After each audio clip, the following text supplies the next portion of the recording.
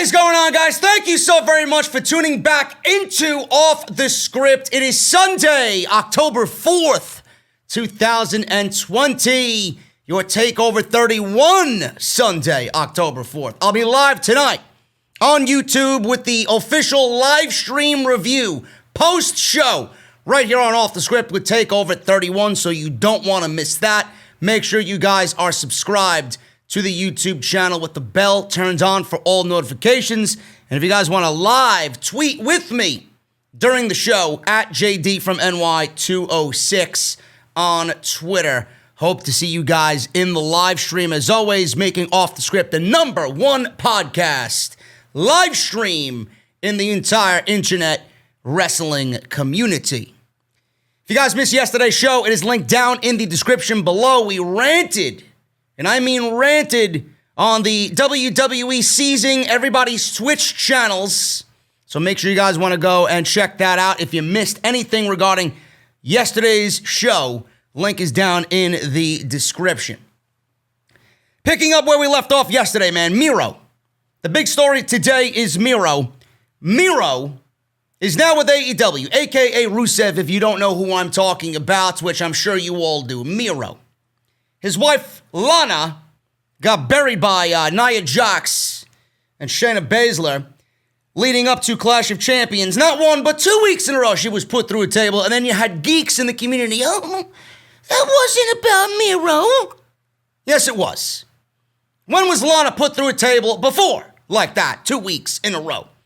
Just a mere coincidence that Miro shows up on AEW and then she goes through 2 tables by the botch queen herself? Nia Jax, give me a break. Miro was buried. Miro was buried in WWE. We all know this. I've ranted on Miro several different times on this channel. I've talked about his run in WWE. He was nothing more early on than a promising act with a very small ceiling. And then WWE opted not to push him anymore, and they used him as fucking feed for Roman Reigns. They put him in the League of Nations. They had him feuding with Dolph Ziggler over Lana, leaving him then. One of the vivid memories of Rusev on Monday Night Raw was him throwing a fish at Dolph Ziggler, or Dog Ziggler is what he said. Seriously. This is one of the vivid memories that I have of Rusev on WWE TV. The League of Nations was put together because WWE needed 5 guys to put over Roman Reigns because 1 guy wasn't enough. So they did the League of Nations to get Roman Reigns over. Rusev then went on to form Rusev Day with Aiden English. That was the highlight of this man's career. Not wrestling John Cena at WrestleMania, not losing the United States Championship, which succumbed to the John Cena curse. What good that did Bray Wyatt. That was not the highlight of his career. Or maybe sex in the tank with Lana was the highlight of his career, because they did say that they did have sex in the tank at WrestleMania that particular year. Rusev Day was Rusev at his best. Honestly, his charisma showed. His attitude showed. He was lively. He was just having fun. It broke Aiden English out of his funk, coming out of the NXT tag team with Simon Gotch, right? Remember that? No, I was a fan of those guys because they were different. I thought their entrance was very creative. But you know, looking at a tag team like that Vince was going to fucking bury them one way or another like that. You know, the Vaudevillains. They were really, really good. Man, it makes me wish that we got back to that NXT, but I digress. Aiden English was paired with Rusev in an oddball pairing that nobody expected to fall in love with, and we all did. WWE had Rusev Day, and they didn't capitalize with it at all. And I don't even want to go over it anymore because you guys know how I feel about this. I'm sure you all feel the same way. They should have been tag team champions when they were at the peak.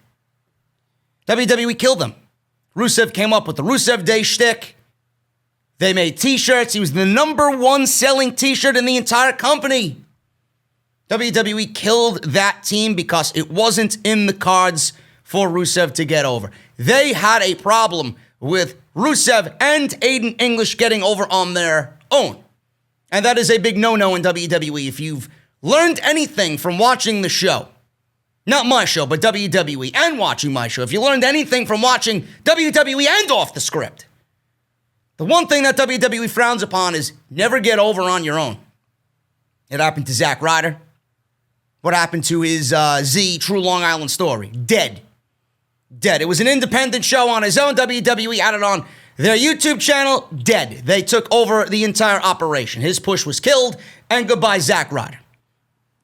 Rusev, Daniel Bryan was getting over, right? WWE ignored that for as long as they could. They could ignore it no longer. People talk about, imagine the Young Bucks coming to the WWE with Being the Elite, right? Imagine that. Young Bucks coming to the WWE. Imagine what WWE would have done with their YouTube show.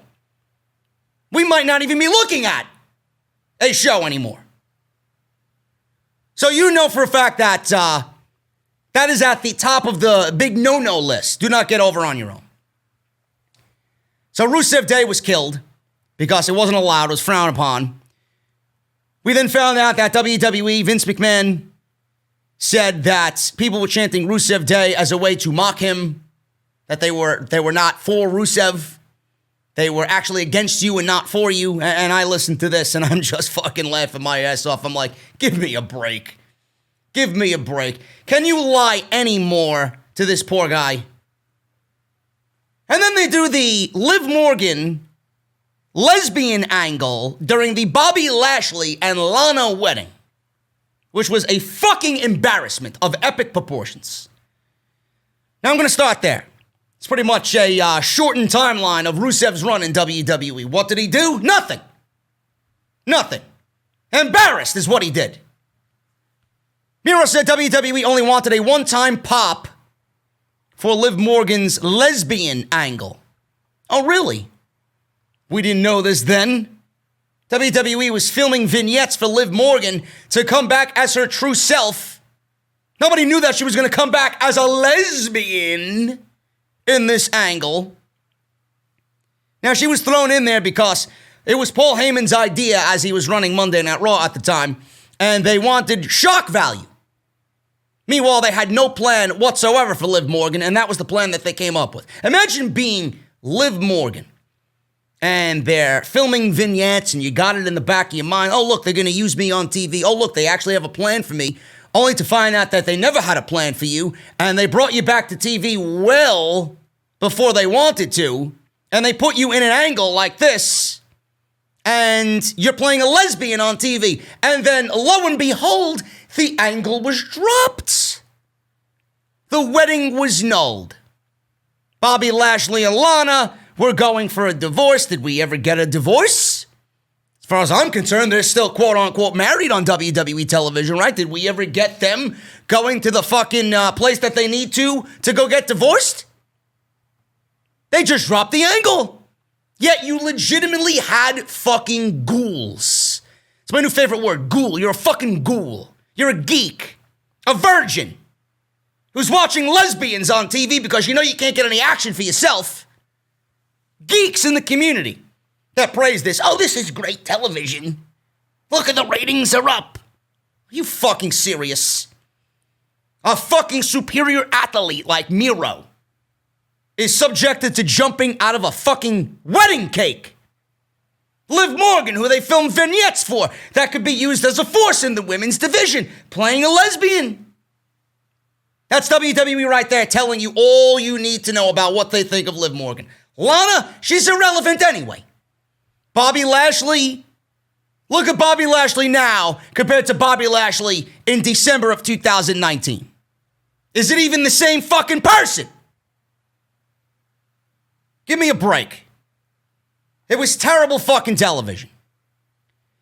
So while speaking to Chris Van Vliet, Miro was asked about Lana's romantic angle with the Almighty. He didn't watch it, but he understood that Lana and Lashley were playing the roles WWE handed to them.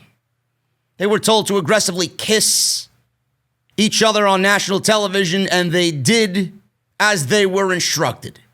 Following the soldier rule, right? following the general's orders. It's Bobby Lashley and Lana, just like everybody else, a fucking puppet. Miro says this, and I quote, "That's a good question that you need to ask her and him, because I wasn't kissing him. I would hope not." Now, Monday Night Raw's bad, but we don't need to stoop to those levels. It's their choice. Well, it's not their choice. That's what they were told. To use real aggressive kissing. Was it good to watch? No, I never watched it. But at the same time, I understand it's a work. We're actors. But the question that you just asked is one that people always ask me, and every time I respond the same way, and that is what I say. Ask her. She's the one kissing him. Ask him. He's married. He's got kids. They got to watch the show. Ask them. Don't worry about me. End quote. Now, Miro, like I said, crashed Lana and Bobby Lashley's wedding while he was still a WWE superstar named Rusev. They called him the Bulgarian Brute, and he wasn't the only unexpected guest to those nuptials. Liv Morgan also returned that night and proclaimed her love for Lana, coming out as a lesbian. When Miro spoke to Chris Van Vliet, he said that Liv Morgan's appearance was just supposed to be a one-off with no plan to follow up. So this fits in with everything else that we already know about WWE television. They put Liv Morgan on television. This was supposed to be a one-off to pop a rating and pop Jerry Springer-esque vibes, shock value. So they used the good old shock value to generate interest in a dying product, generate interest in a terrible program. And they had no plan to follow this up with any story whatsoever. So you wasted weeks of Liv Morgan vignettes with absolutely no follow-up to bring her back on television as a lesbian to do nothing with her. So what was the point? Yet there are people in the community that want me to be excited about what? This is WWE's middle name, No Plan. Vince, No Plan McMahon. Bruce, No Plan Pritchard. She announced her love for Lana, but nothing happened after that. Miro then went into how WWE will constantly make a decision without any idea what they are going to do next. This is done to create controversy, but the initial shock has nothing planned for the next steps in the story. He says, and I quote, "No plan, one-time pop, no plan at all. A lot of things were made for one-time pops, that was it. People thought they made up all these things. No, it was a one-time thing that was great. And it was going to get people talking because at the time, the showrunner was about getting people talking and controversy." End quote. So, Rusev, actually, while he was there, which falls in line with what WWE wants you to do anyway on social media, shit on the fans. People shit on the storyline. People said that Rusev deserves better, and we were all for him. Everybody was for him. We knew that this was not the role for him. Rusev came out and said, whatever he did, blasting the fans. He's just grateful to be there. He's happy to be on television, yada, yada, yada, blah, blah, blah. I don't remember the exact wording he used, but he mentioned something about being happy that he's on TV. Now, clearly, he's not going to come out and say the storyline sucks because he's happy that he's got work. He's happy he's getting paid. Now that we know a lot about WWE downside guarantees, right? But now looking back at it and looking at him now, I don't even know. I don't even want to know what the guy's thinking, to be honest with you. I still feel his pain just reading the transcript of this fucking podcast with Miro and Chris Van Vliet. He says, and I quote, to continue on, "That's why the whole thing happened. You know, the Bobby thing, it was all about controversy, and we achieved that. Unfortunately, now there's no follow through, but that's what happens when you change people all the time." End quote. So, Liv Morgan wasn't the only superstar to suffer from WWE's planning.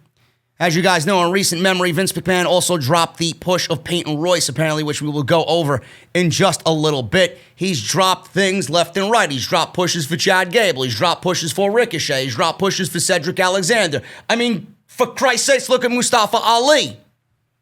Look at Mustafa Ali. Matt Riddle, they just dropped a feud for, or plans for.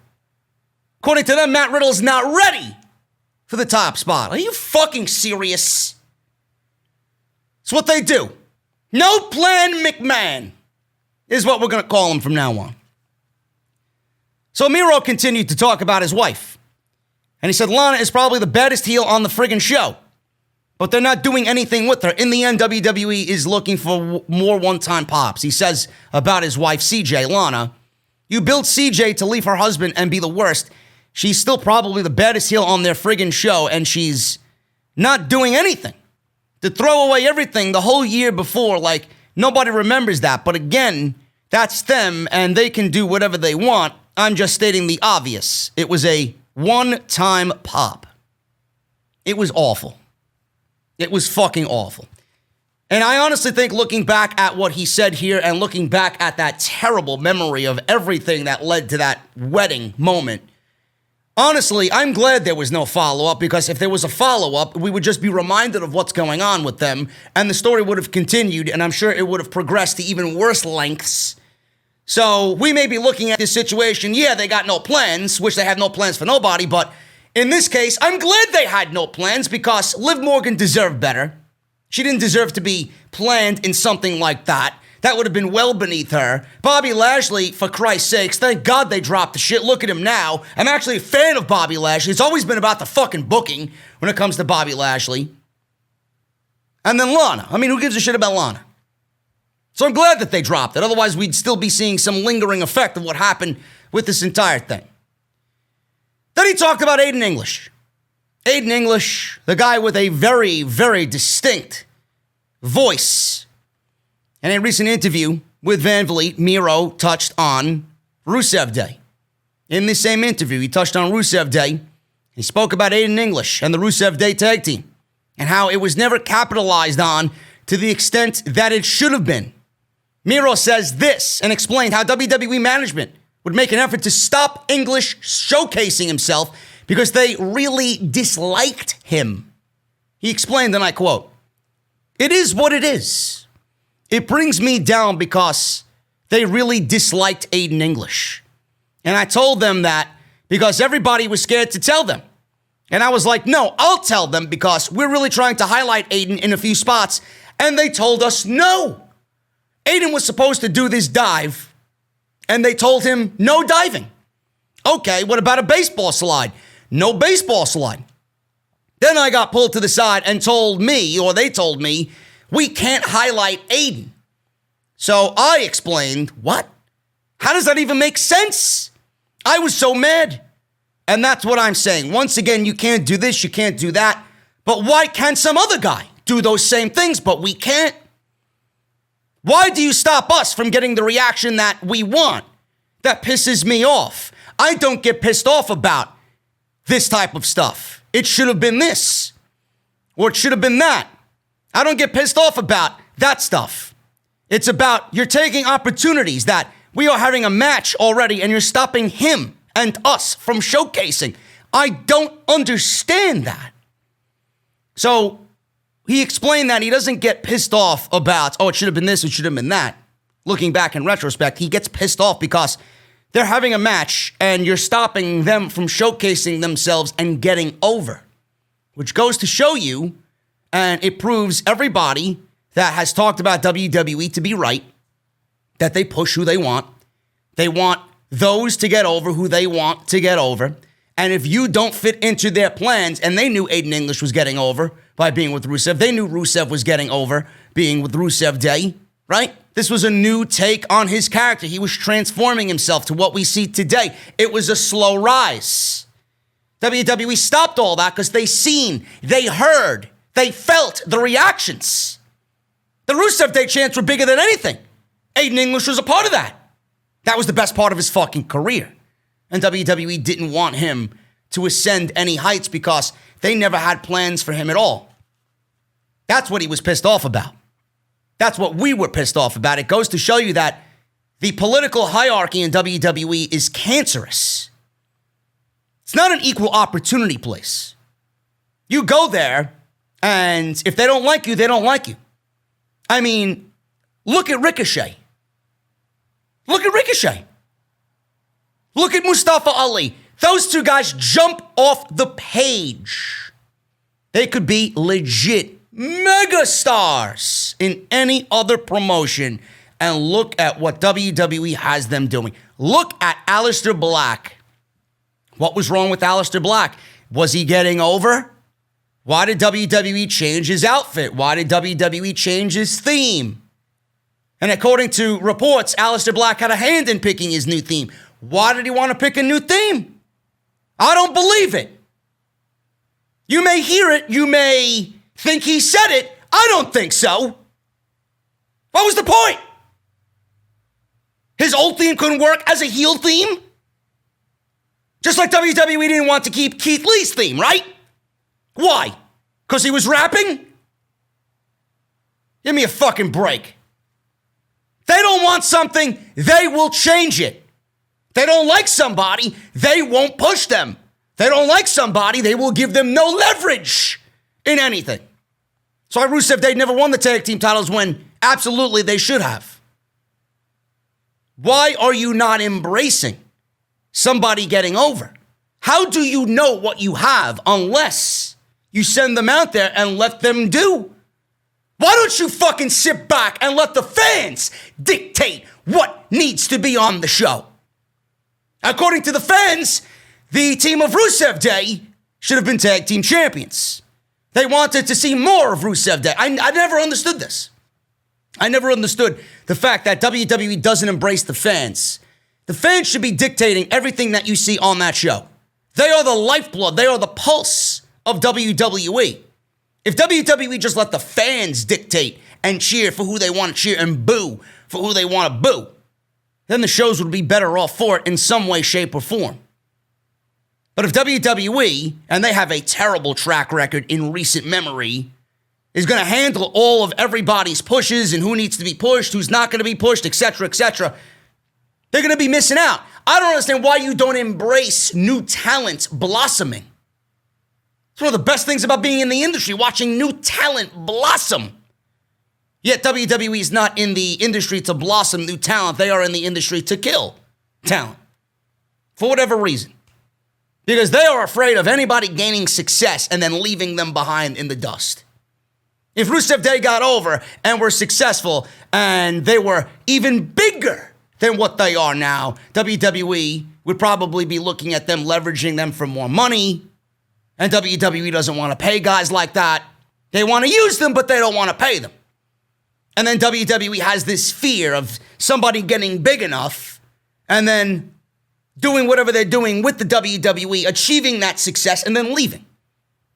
So instead of actually using them to the best of their ability while they have them, they'd rather bury them and then send them off somewhere else. So they're nothing when they go somewhere else. That's exactly the best way for me to put it. This company is fucking stupid. The people in charge need to go. This interview explained all of that. If you really dive deep into the core of the issue, that is exactly what it is. Miro is just a fucking asterisk on all this shit. This has happened to countless others before Miro. Disliking Aiden English for what did he do? I don't see Aiden English coming off as a guy that's reckless backstage, has an attitude problem. The guy just wanted to wrestle. The guy just wanted to go out there and sing. Apparently that's too much to ask in WWE. Miro talked about his AEW contract talks. They didn't start off great. He told Van Vliet that AEW eventually convinced him and they actually had a plan to use him. That's why he chose AEW. They didn't want to bring him in just to have him because he was going to be their best man. He says, and I quote, "There is nothing to be worried about, and I've never been worried about anything even before. It doesn't matter what people think. I've always been happy. Just going to work was a bit of a dreadful moment. But now that's gone, there are no dreadful moments in my life at all." So being in the WWE was a dreadful moment in his life. So I was sitting at home doing my Twitch, which in AEW is fine and legal, and you can make all the money you want because they're not a publicly traded company. So I was sitting at home doing my Twitch, and we found out that they were interested, so we got in contact. It didn't start off great because I had other opportunities, but I knew I didn't want to go to just any place. I knew I wanted to go two places, AEW and another one, which I'm assuming is New Japan. There's another place I really want to go, and I will eventually go because that's just how it's going to happen. So they called me, and we talked back and forth, and even Chris Jericho said when they wanted to bring me in, they wanted to bring me in with a purpose and not bring me in just to be there, just like WWE does. They bring people in just to be there, and they have no fucking plans for them. Or they call people up from NXT. Triple H has a vision for them, but when WWE takes them and demotes them to Monday and Friday night, they have no fucking plans. Just look at Keith Lee. If you're going to listen to some fucking blue checkmark fucking loser saying, oh, they're gonna plan for Keith Lee. There's no fucking plan for Keith Lee, clown. Look at what they got him doing now. So they called me, went back and forth with Chris Jericho. They didn't want to bring me in just to be there. So they came up with the idea with Kip Sabian and the Best Man, and I think the Best Man is so suiting because of everything that I do, and I thought it was a great shtick. And it's not just a shtick, it's actually fitting because it's my personality, and that was a no-brainer. Yes, let's do it, I said.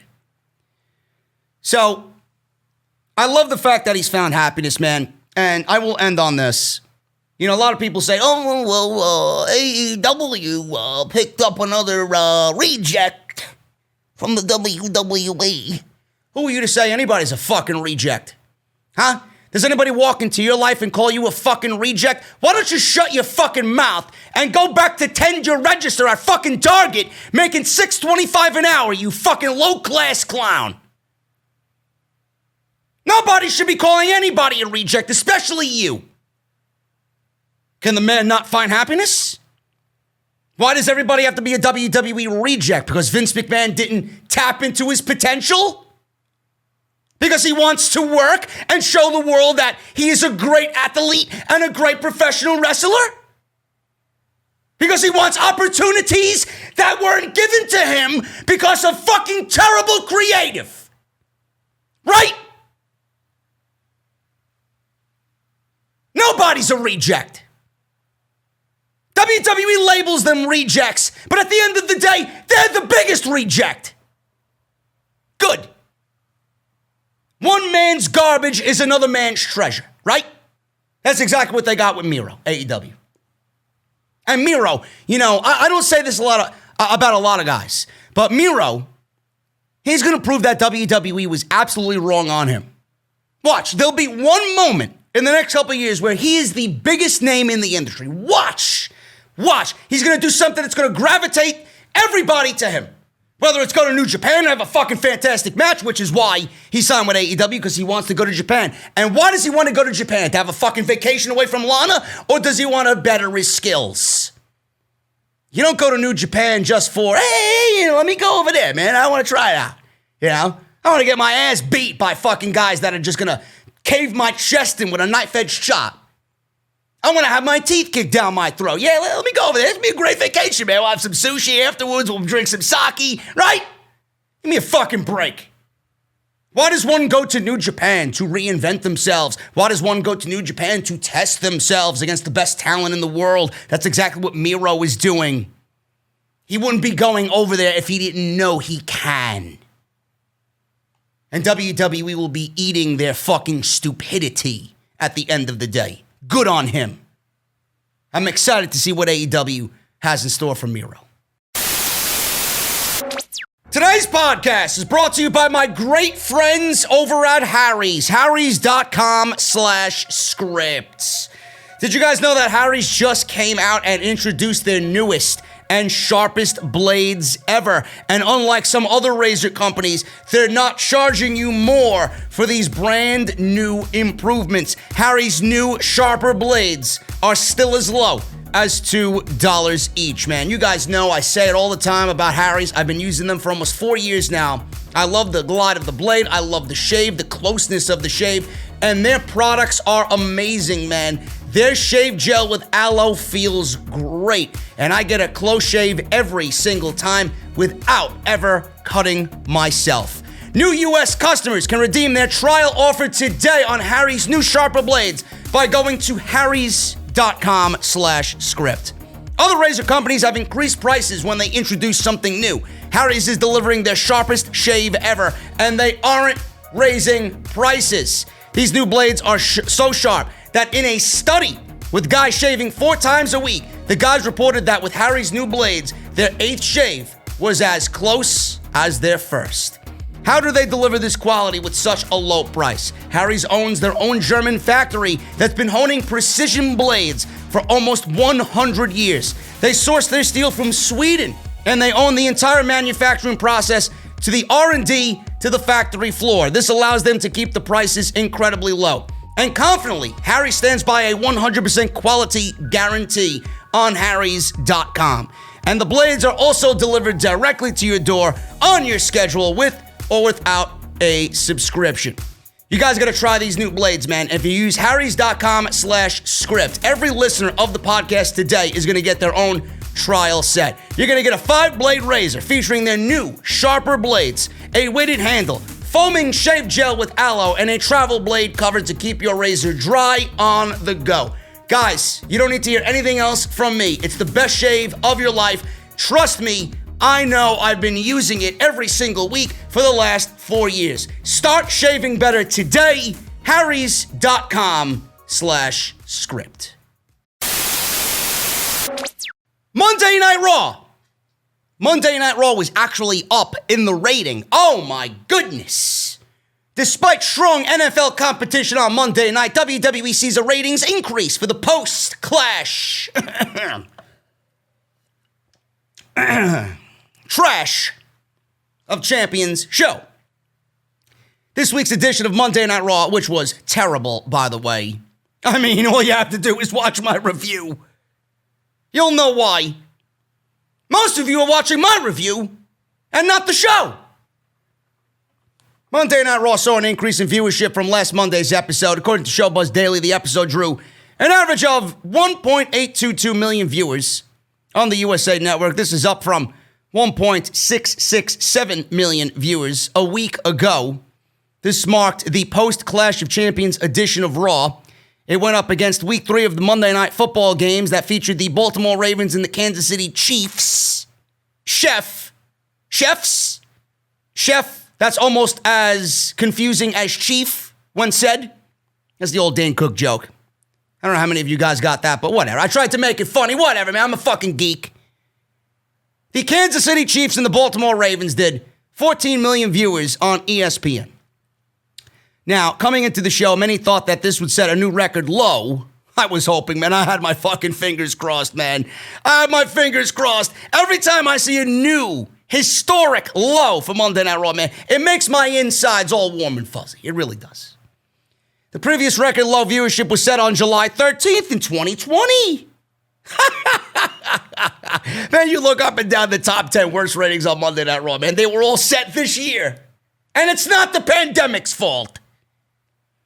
July 13th, 1.561 million viewers.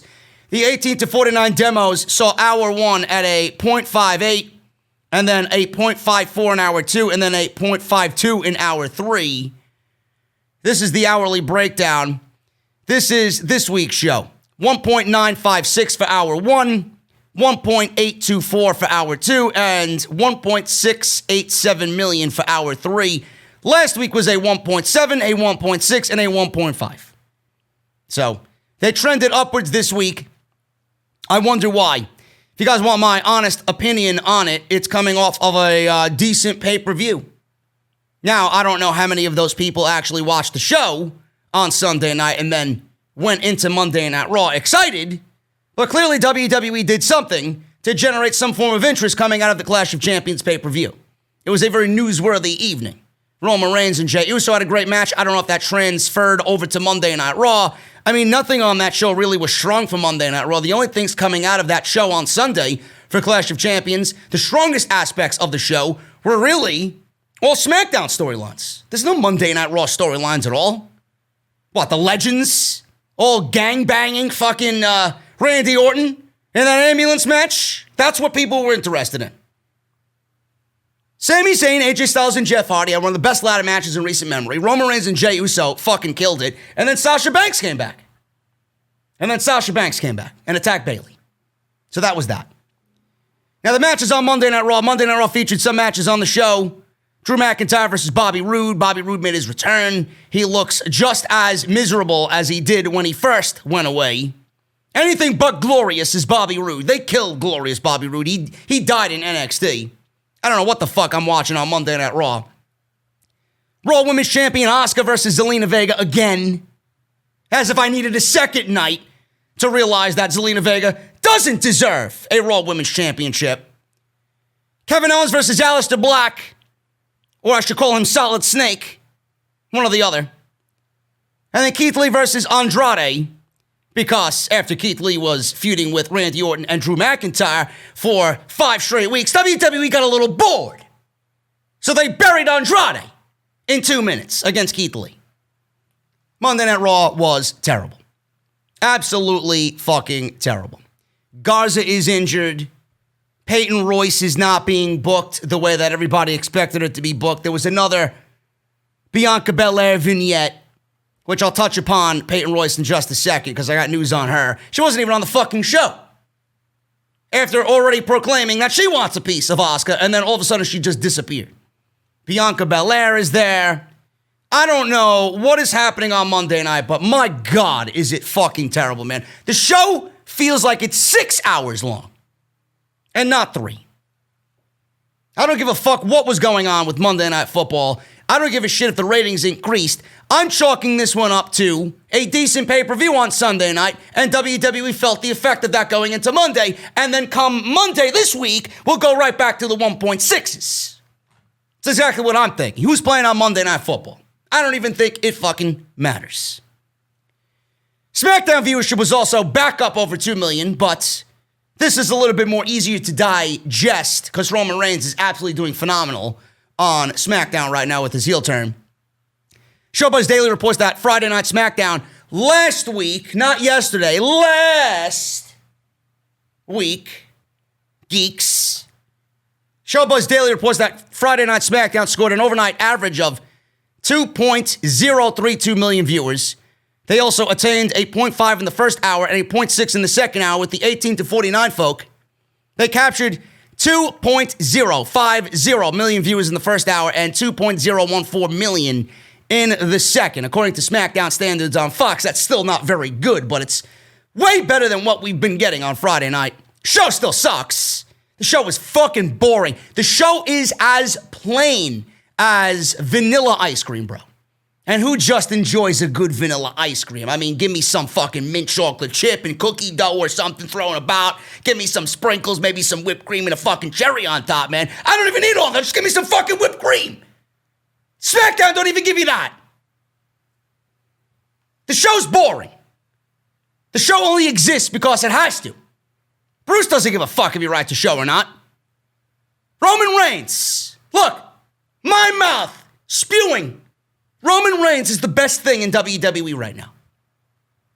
Him and Jey Uso killed it at Clash of Champions. Now we got him becoming the tribal chief, a ceremony of the tribal chief on Friday night. Like we needed that. Give me a break. I'm the fucking tribal chief of this community, clown. Anyway, last week's episode pulled a 1.954 million viewership. This was a substantial drop from the previous week. They also drew a 0.5 in the 18 to 49 demographic for both hours. The previous week, they pulled an overnight average of 2.286 million. They also brought in a 0.6 rating in the 18 to 49 demographic. This was the go-home show for Clash of Champions. I'm very curious to see what WWE did on last night's show as far as the ratings go, and I'm probably going to have that information on next week's podcast. Now, the week before, WWE SmackDown pulled in an average of 2.105 million viewers. They brought in 2.21 million viewers in the first hour and a 2.151 in the second. They also earned a 0.6 in the 18 to 49 demographic. So they were down compared to the previous 2 weeks beforehand. So that's that. So SmackDown, much better than Raw, but it's the same shit, man. It's just boring. There's no direction on the show, and I don't know how much more I could see Matt Riddle losing to Baron Corbin. And please keep Lacey Evans out of the ring. My God. My God, man. If I want to go watch Lacey Evans, I'll go watch Lex Luger in the Lex Express back in 1994, roll into the fucking Pontiac Silverdome, or where the fuck it was. The Palace at Auburn Hills, SummerSlam 1993. You fucking kidding me? Jesus Christ. That's all we need to fucking see. Alexa Bliss and Lacey Evans on SmackDown. Gee, I wonder why the ratings are down. Dynamite. Dynamite beat NXT in the ratings. What else is fucking new? By over 130,000 viewers. Now, I didn't watch NXT. I just didn't have any interest to watch NXT. I'll watch TakeOver, though. But I'm not watching NXT. Could not give a single shit. I didn't even cover it. I told you I wasn't covered. I streamed on fucking Twitch for 7 hours. I played fucking Call of Duty. AEW and NXT. Apparently, NXT brought a stacked show. Shawn Michaels was there to moderate a sit-down between Kyle O'Reilly and Finn Balor. I do think Kyle O'Reilly is winning the NXT Championship. I do think that Adam Cole passes the leadership of the Undisputed Era over to Kyle O'Reilly, and then Adam Cole gets his career ruined by Vince McMahon. Oh, he's too small. Yeah, I want to see. I want to see the one inkling of a burial by WWE on Adam Cole. Oh, you thought I ranted before? Showbuzz Daily reports that AEW Dynamite pulled in 866,000 viewers with a .33 in the 18 to 49 demo. NXT brought in 732,000 with a .19 in the 18 to 49 demo. Oh, man, where are you youngins at, huh? Oh, NXT ain't cool, right? Or maybe you were watching the Lakers and Heat. Or maybe you were watching one of the variety of baseball playoff games that was on. Clearly, NXT is not as cool as I have been proclaiming it to be the last couple of years. Otherwise, the demo would be higher in the 18 to 49. I don't know why, but now I could see why, especially with this current crop of NXT. There just isn't anything entertaining about it. It's fine. It just doesn't emit that excitement like it used to. Last week saw Dynamite win again with 835,000. Just to recap, they had a .26 in the 18 to 49 demo. AEW was down from the previous week, but they still beat NXT. NXT brought in 696,000 viewers. They pulled in a 1.8 in the 18 to 49 demo, .18. This week, NXT, they were going up, or AEW and NXT rather. They were going up against, I believe, the NBA playoffs. Dynamite brought in an overnight average of 886,000 viewers. NXT brought in less than 689. The week prior, AEW Dynamite drew 1.016. They scored a 0.3 in the coveted 18 to 49. NXT drew 838, but they were not head-to-head. Remember that. I just got sent something by Sal Rex. It's not in my notes here, but Sal Rex texted me, and I found this to be very interesting. He sent me a tweet. Ricky Starks and Darby Allin had a barn burner of a match on Dynamite to open the show. They drew, that match itself between Starks and Darby Allin drew 1 million plus in that 15 minutes that they were in the ring. This makes it one of the most top three, actually, it makes it one of the top three most watched matches for 2020 for AEW. Impressive considering that two wrestlers in the ring, Ricky Starks and Darby Allin, fairly don't have much promotion behind them with a major company like WWE, and they made their names in AEW and not with another major company. So again, I'm going to say, just like I mentioned Orange Cassidy, when people want to proclaim that AEW hasn't built new stars. Look at Darby Allin, look at Orange Cassidy, look at Jungle Boy, look at Ricky Starks, Sammy Guevara. Those are stars. It's only year one. They've only been around a year. And imagine when they continue consistently, year over year, how big they're going to be 2, 3 years from now, 4 years from now. As for the other most watched AEW matches of 2020, Allin versus Cody drew 1,074,000, and Brody Lee versus Dustin Rhodes actually did 1,066,000. So that's right up there. It's number 3, right behind those two matches. That's pretty impressive, man. That is pretty impressive. Again, I praise Darby all the time. They got to get some sort of momentum with Darby and push him as a top babyface in that company. And Ricky Starks is just fantastic. AEW beat NXT this week. Nothing new there. You guys get it. It's the norm by now. So there's really not much to say. I didn't watch NXT, so I really can't comment on the show. But AEW had Cody Rhodes come back and cut a blistering promo.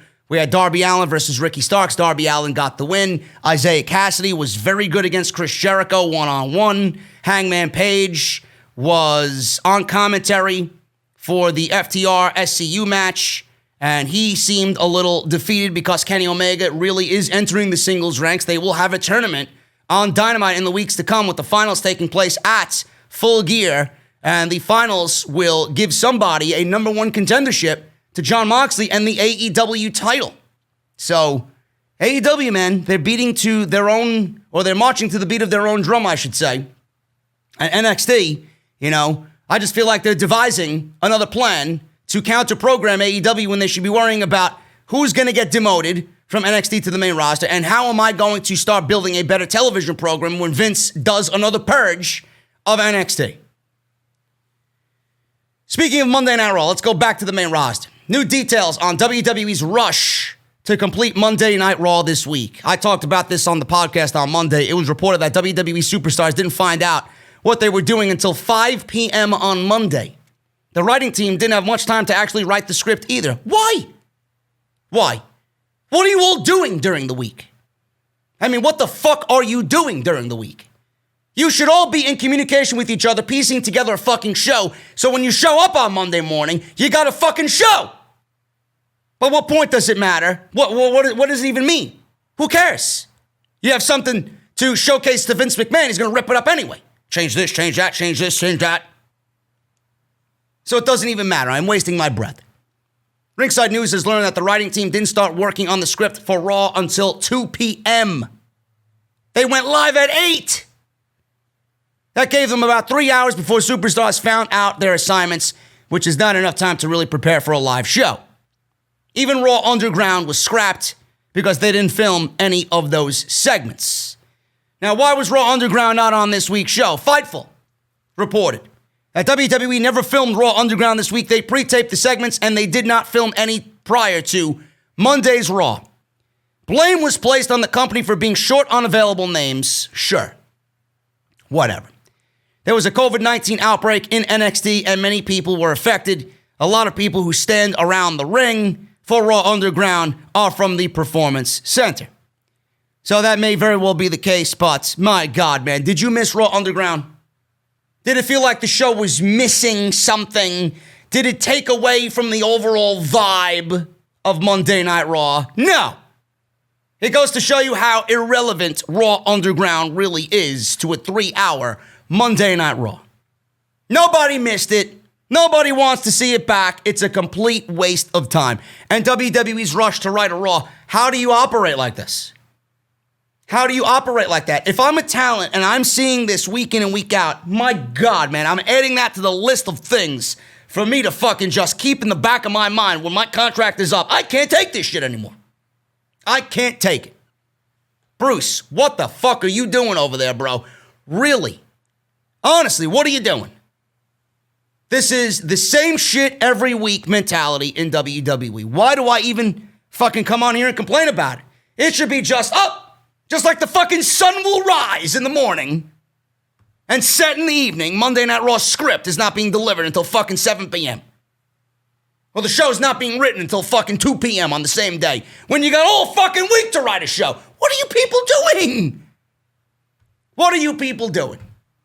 How difficult is it to write a wrestling show? Well, but it's 3 hours. Give me a break. I could book it in my sleep. Just listen to me talk about it on Monday night. How fucking complicated can it be? Raw Underground, get it the fuck out of there. It doesn't belong. Shane McMahon reportedly has a lot more pull on Monday Night Raw. Now, Shane took a hiatus after Kevin Owens disposed of him on Friday night, SmackDown, when they debuted on Fox. That was supposed to be a loser leaves WWE match, but, I mean, you're going to keep a McMahon away from WWE without coming back? Vince McMahon's son returned to Raw Underground, which was a segment he helped create. There was also some question about where the inspiration might have been to come up with the Raw Underground theme. Shane McMahon's creative responsibilities have grown since Raw Underground started. According to Inside the Ropes, Shane's role has been extended in a creative sense. He's now much more heavily involved in the Red Brand's creative direction, even reaching outside of his Raw Underground segments. Now, I don't know if that's necessarily a bad thing. You don't want that type of information getting out of there, because I think everybody's pretty content on blaming fucking Bruce and Vince McMahon. Now we got to read that Shane McMahon has more creative influence on Monday Night Raw. Do you really want that on your resume at this point in time? I don't think so. I don't think you want that, bro. Seriously. The show is so fucking bad, and it continues to get worse, and now you want to associate your name with the creative side of Monday Night Raw? Stay as far away from it as possible. Stay out of harm's way, please.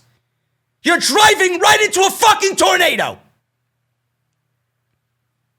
Vince McMahon has ruined Monday Night Raw beyond repair. So is Bruce Pritchard. Nothing will ever change with Vince there. I did a whole thing on it a couple months back. The new executive director. Shane McMahon was rumored to be the new executive director. Who gives a fuck? If Vince McMahon is there, what difference does it make whose influence is shown more on Monday night? It's all coming from Vince.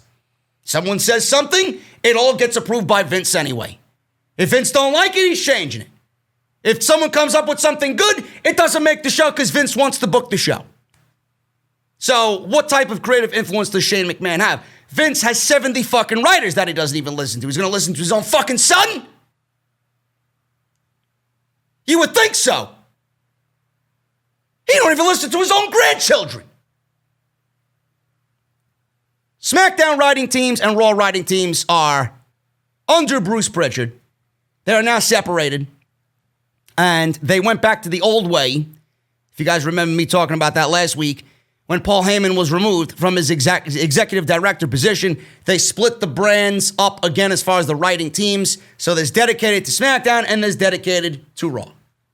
But Shane McMahon apparently has more pull on Monday night. I haven't felt it. I haven't seen it. The show is just as terrible as it was all summer. Nothing has changed. Something has changed about Peyton Royce. Vince McMahon apparently drops the push for Peyton Royce. Ringside News has learned that the situation with Peyton Royce isn't what fans want to hear at all. Aw, cry me a river, Iconics fans. Aw. Some said Vince McMahon forgot about Peyton Royce. Yeah, he forgot about Peyton Royce just like he forgot the fucking pen to write the show. Just like he forgot the logic. Just like he forgot Aleister Black's fucking eyeball. That doesn't seem to be the case. He didn't forget. Why would he forget? She's blonde. We asked around, Ringside News says, whether Vince McMahon forgot about pushing Peyton Royce. A tenured member of the writing team who has watched this entire situation go down replied, forget? No. Drop it? Yes. There you go. There you go. Vince No Plan McMahon strikes again. You can never count out Vince McMahon when it comes to changing his mind, man. He changes his mind more than he changes his fucking underwear, more than he changes a goddamn script from Monday Night Raw. So Peyton Royce is now, as far as her push goes, dropped. Dropped. Now I'm going to give them the benefit of the doubt here. I am. Maybe WWE does have plans to push Peyton Royce, but they don't want to get involved because they don't know what brand she's going to end up on. So maybe after the draft is over and everybody finds a home, then Vince will probably go back and push Peyton Royce. Same thing with Bianca Belair. One can only hope. And I don't do that a lot. Give WWE and Vince the benefit of the doubt, but they do have a draft coming up that they have no plans for. They don't know which brand she's going to be on. She's much better than Billie Kay, and I'd much rather see Peyton get pushed over Billie Kay. But there really isn't anything there as solid plans right now. I'm assuming that's because of the draft. So if I'm an Iconics fan, if you are, I'm not. If you're an Iconics fan, or if I was an Iconics fan, I would not worry about this right now. If you start seeing her become the next Mustafa Ali, then that's a fucking problem. I mean, Ruby Riott spent how many months on Main Event?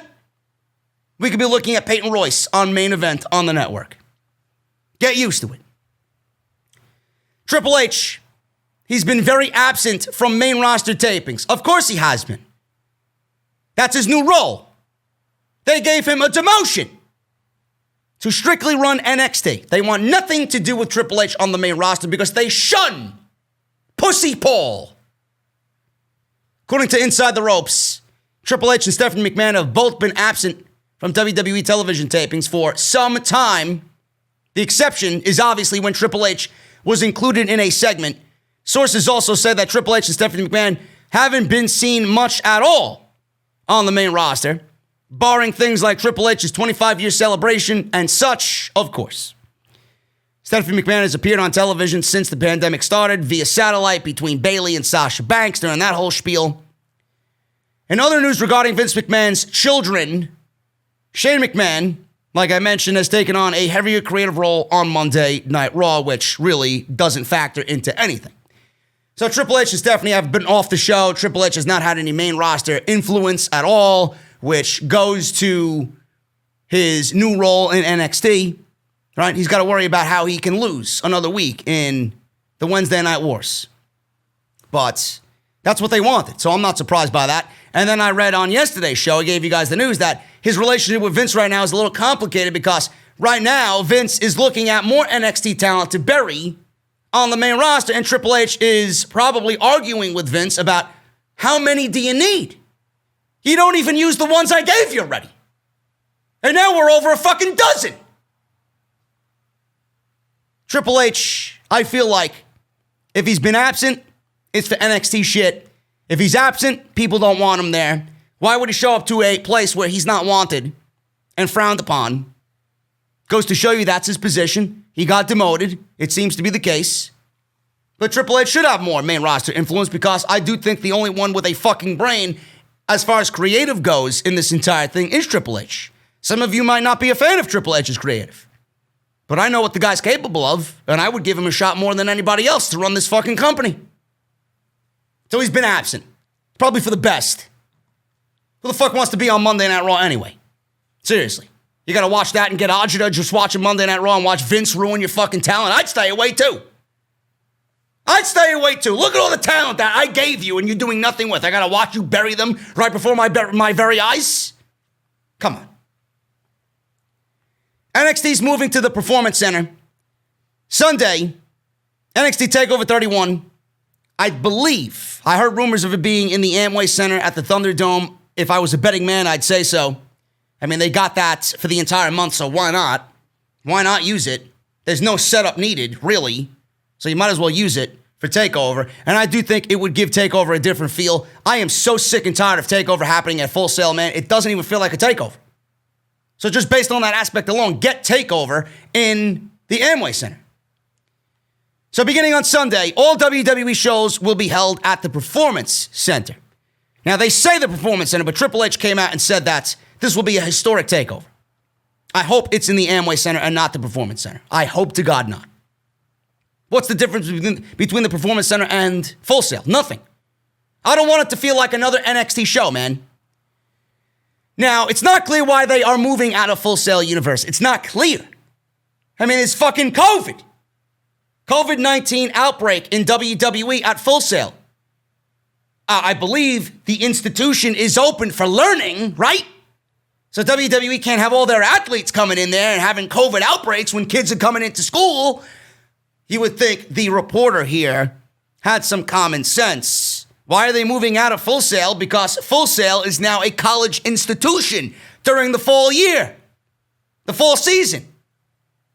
So WWE is moving out because they're not in good shape right now as far as roster and COVID situation. It was noted by Triple H on the TakeOver media call that Sunday's TakeOver would have a unique look and feel and something different from what they've done before. He also said that the new look and feel would be game-changing. Sure, it will be. You've done nothing to game-change anything since NXT has started its downward decline. I doubt this is going to be any different. In addition to the NXT shows, WWE will also tape 205 Live from the Performance Center as well. I hope that TakeOver is in the Amway Center. I feel like it needs it. Get away from that vibe of it just being another 2 hours of NXT television. They need to be in the Thunderdome. So hopefully that is the case.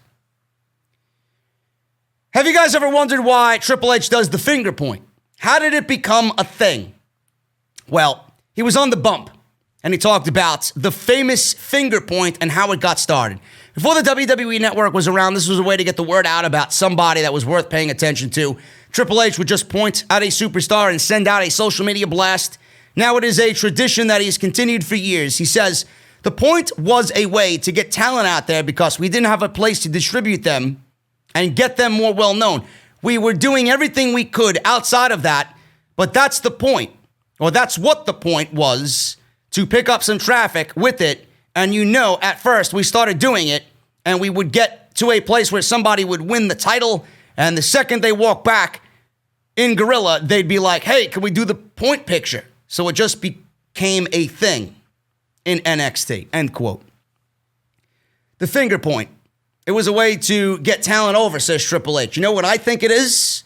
I think Triple H points at talent, and it's an inside fucking thing, an inside joke at WWE. Hey, look at this fucking guy. Look at this guy, man. I'm pointing my finger at him. This is the next guy that's going to get buried by Vince McMahon in about 2 or 3 years, man. This guy right here, look. Yeah.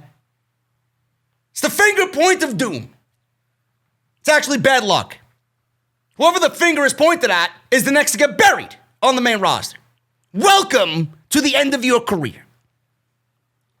Tegan Nox, speaking of end of careers, man, Tegan Nox, the latest on her knee injury. This woman is hurt again, and it wasn't even in a wrestling ring. During Wrestling Observer Live, Meltzer noted that this injury for Tegan Nox didn't even occur in the ring. She was essentially in rehab, and the knee, the ACL, just popped. Things aren't looking great for Nox, avoiding the label of being injury prone. He says, and I quote, no, this is not good, especially since the injury didn't take place in the ring or in practice. It happened in rehab. Essentially, it's like it just popped. Pretty much, she tore her ACL in rehab. It wasn't in training or anything. They didn't think anything was wrong, but something went wrong and they checked it and it was a torn ACL, end quote. Meltzer said they found something wrong when they checked it and did an MRI. The angle on television was to cover for the surgery that Tegan Nox needed. The last injury Nox suffered was a dive. If you guys remember that, a very emotional, heartbreaking moment to see her cry like that. And she tried to continue the match against Rhea Ripley, and she could not. In the 2018 Mae Young Classic, she destroyed her knee on the ramp. That was completely avoidable if they wanted to. I don't know why she needed to do that. But if you guys watched NXT last week, they did an injury angle where Candice LeRae took her out of the Battle Royal before she ended up winning it. And I honestly thought it was a in-story angle for Tegan Nox to come back and challenge Candice LeRae for the Women's Championship if she beat Io Shirai at TakeOver. Now, I didn't think anything of it, and I'm like, that can't be a legit injury. I think it's just the WWE setting up Tegan Nox as a top contender for somebody and keeping her in the title picture. And now here we see that Tegan Nox's latest knee injury is going to keep her out again all year for another year. That is terrible. I mean, it is a situation where she's injury prone right now. And her career may be done. WWE will never have trust in her after this, man. Now, I don't know what type of situation this is where it just popped. How does it just pop in rehab and you tore an ACL? Does that have anything? I'm not a doctor or a fucking surgeon, but does that have anything to do with who operated on her beforehand? Do things like this normally happen? I don't know. I just find that to be an incredibly bad string of terrible luck.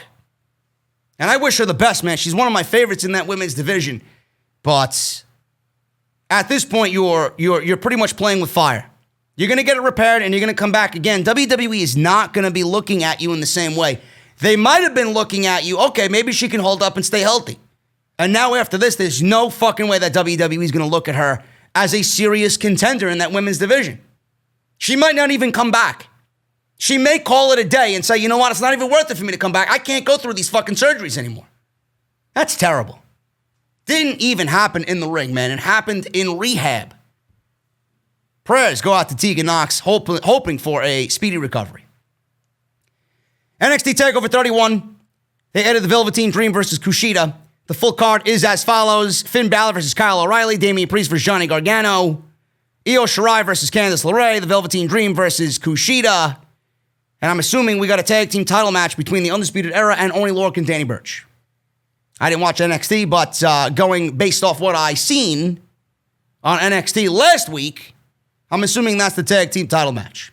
Pretty decent card. Takeovers are always good quality-wise, but the fans are important, man. The fans are definitely important.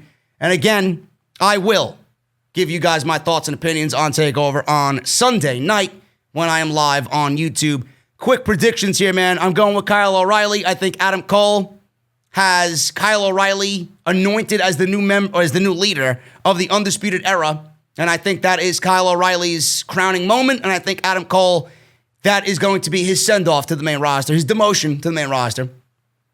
I think Johnny Gargano beats Damian Priest. I think Io Shirai loses to Candice LeRae. I think Johnny and Candice take the husband-wife pairing championships, and they finally do that. And I think Kushida gets the win. Listen, I think Velveteen Dream is going to win, but I'm going with Kushida because, my God, he needs a fucking win. He needs a win. And I do think the Undisputed Era gets the tag team titles back. I do think that, actually, no, it's not going to be Lorcan and Burch versus Undisputed Era on this show. I think it's Undisputed Era versus the team of Breezango. I think Undisputed Era win all the gold here. And they're right back to full strength. Again, maybe they add another in Undisputed Era. I would love to see that. Add a fourth to replace Adam Cole with Kyle O'Reilly as the leader. I think that's going to be the case. I think Undisputed Era grabs all the gold again. And I think we have new North American and NXT women's champions. So that's my thoughts there. And finally, guys, before we get out of here, WWE's mentality is no longer to give fans matches that they will pay to see. So clearly, this has been an issue on WWE TV, and we always talk about this on a Raw or a SmackDown. They just give you matches, big pay-per-view matches on free TV for absolutely no reason. WWE is coming at fans with another pay-per-view, right? And we have Hell in a Cell coming up. It seems like we just had Payback and SummerSlam.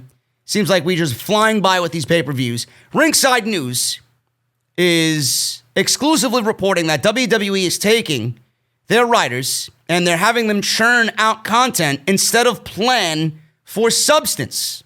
I think anybody watching the show realizes that this is the case. The company is placing so many specials on the network, and that falls in line with how they consider their television storylines. The Wrestling Observer noted that with these shows on the WWE Network, it's not about presenting matches people will pay to see. The new mentality is to give fans more content. The company is pumping out another takeover on Sunday, so soon after Takeover 30. That is also to blame for the quantity over quality feel that we see for the takeovers. WWE is churning out another takeover for what? I don't know. It was supposed to be Survivor Series weekend, and that was supposed to be the last one. So we got one now, and then we're getting one in December. But I honestly think, I'm going to give them I said this on my last NXT live stream, I'm giving them the benefit of the doubt. We didn't have a takeover for WrestleMania weekend, number one. Number two, NXT is slowly transforming takeovers into their own show on Sunday night, away from the main roster. So this is WWE constructing a more consistent, easy-flowing schedule. So we may see something like this next October. We may see December takeover next year as well. The next takeover after that is in February, like we seen this year with Takeover Portland. But we didn't have a takeover WrestleMania weekend. So again, I want to give them the benefit of the doubt on that. Gone are the days when WWE would build for months and present a huge match with tons of hype. A lot of money was made through big pay-per-view paydays during this age. The WWE Network has changed the game. WWE can present any special at any time when they want. It's their network, and they have the ability to put on a show without a notice. Now it's about filling time instead of presenting loaded events that will draw in millions of viewers. Well, maybe they should rethink their fucking strategy because whatever the fuck they're doing ain't working. And I don't want to see, if anybody is going to invest into the network and watch these fucking shows on a monthly basis, and you see them 4 or 5 times before the show, before the pay-per-view, on Monday Night Raw, how many fucking times did we see Keith Lee? This is the best example for me to use. Not even them. Profits versus Garza and Andrade. How many fucking times can you give me the same match and then do it on Raw every single week for 4 months and then have it happen at every pay-per-view? Who humanly possible is going to care about that? Keith Lee versus Randy Orton. How many times have we seen them in the first month? 4 times. 4 times they were in the ring. They didn't want to put them on pay-per-view. For what? You ruined all special feeling about that match. That's a big fucking match. You gave it away on fucking TV already. Who's going to possibly give a fuck if it happens at pay-per-view? I don't understand it. Their current model sucks. You should build these big matches with interest and not give them away so often just for the simple reason of giving content away.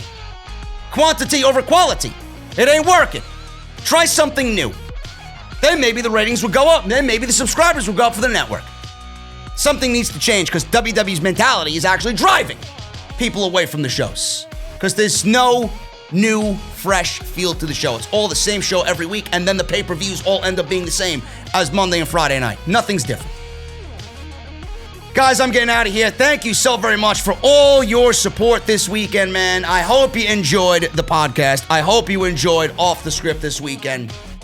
Let me know what you think down below in the comment section.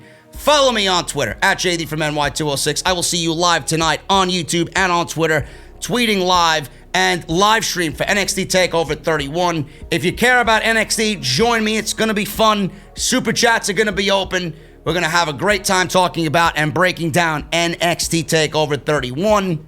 If you guys want to go and get your t-shirts, bonfire.com. That is the exclusive home of the Off the Script shop. Patreon.com/JDfromNY206. Mouthmasker.com/OTS for your masks. Go and get your black Off the Script masks. Hit that subscribe button down below. Turn on that bell for all notifications. And if you missed any content on the channel this week, links are down below in the description. Guys, I'll see you tonight for Takeover 31, and then next week, starting Monday, live with Raw, a brand new week of content to start October, guys. Thank you so very much. And I am JD. This has been episode 345 of Off the Script. I will see you tonight for Takeover 31.